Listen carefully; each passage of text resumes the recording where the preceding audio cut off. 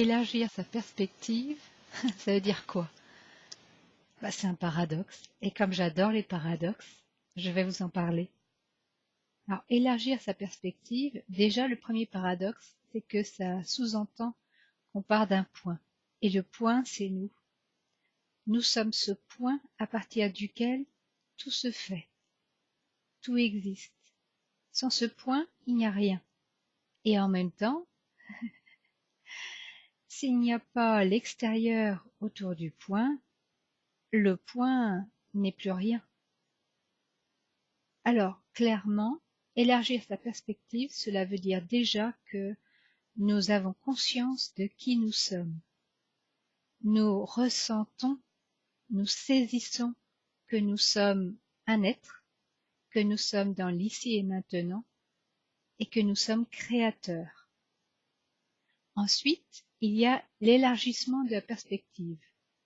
Eh bien, déjà, c'est aussi ressentir toujours, encore une fois, que nous sommes le créateur et que donc nous façonnons un environnement, un extérieur, pour mieux avoir le retour de qui nous sommes. Et plus nous nous ouvrons à cet environnement, et plus nous découvrons qui nous sommes. Élargir sa perspective, c'est déjà prendre conscience que notre corps ne nous appartient pas. C'est un partenaire entier avec sa propre âme et conscience qui sont issus de Gaïa et que nous avons fait un contrat, une union, une osmose avec ce corps afin de pouvoir agir au sein de cette troisième dimension dans la matière. À partir de là, nous découvrons aussi que ce corps est un amalgame, un ensemble, que Gaïa a utilisé les champs du minéral, du végétal, de l'animal, de l'humain et de l'éther pour façonner ce corps et lui donner un ego, lui donner une présence individuelle, éternelle.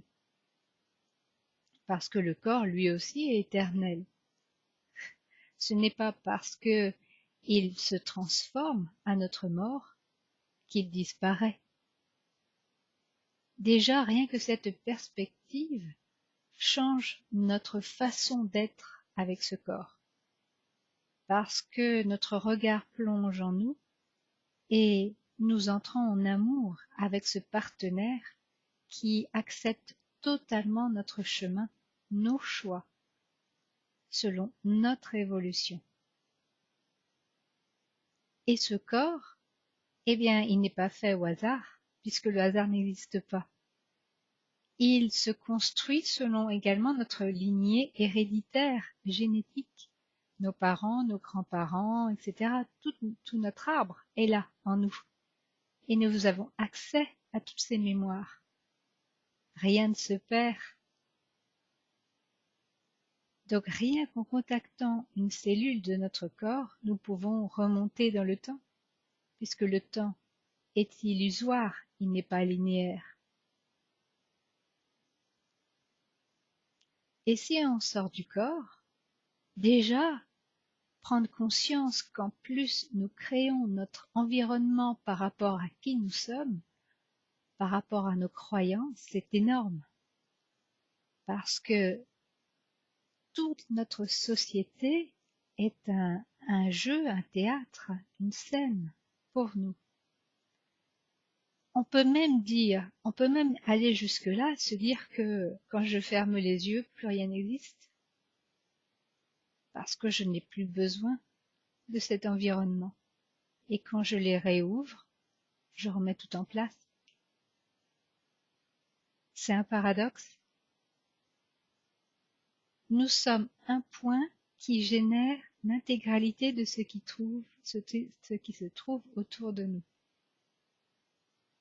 Mais en même temps, nous sommes une multitude de points, de manière à pouvoir amener beaucoup de potentialités, d'expériences, de découvertes.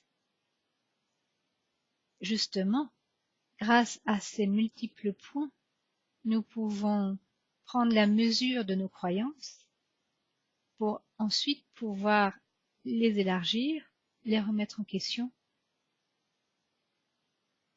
les revoir totalement.